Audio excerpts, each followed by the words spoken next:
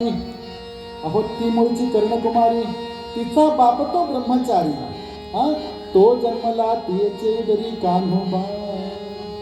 तेरे तेरे ते आणि त्या तिथं एक ढालगज निर्माण झाली. ही ढालगज हे सगळ्यांनी बघितली. आतापर्यंत मी बोललो नाही, मला हे मगाशी बोलता आलं असतं.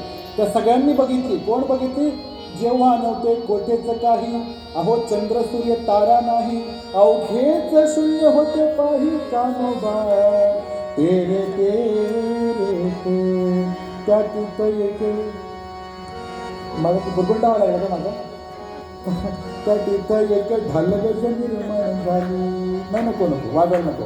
हा अवघेच शून्य होते पाही, जेव्हा नव्हते कोठेच काही. नीट आठवा.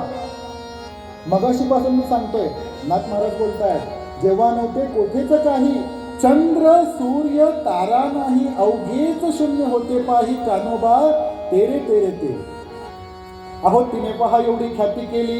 काय केली तिने ख्याती केली? तिने पहा एवढी ख्याती केली. इंद्रादिकास म्हणे बाहुली, अमरपुरी तिची घरकुली कान्होबा. तेरे तेरे ते तिथं एक ढालगज निर्माण झाली. ढालगज बाई कशी आहे? ढालगज आहे. सगळ्यांवरती स्वामिनी सर्वभूतानाम कशी आहे? बसलीये मध्ये.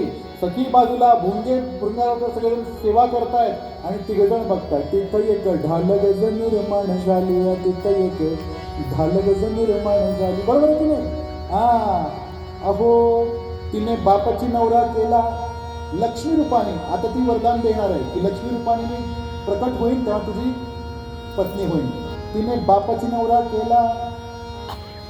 काय म्हणावे यात बोला, अवघे तिच्याच बोलाने चाला तर सुख लागेल तुम्हाला. बरोबर की नाही? तिच्या बोलाने चाला म्हणजे काय? या देवी सर्वभूतेषु बुद्धिरूपेण संस्था. नाही तर काय?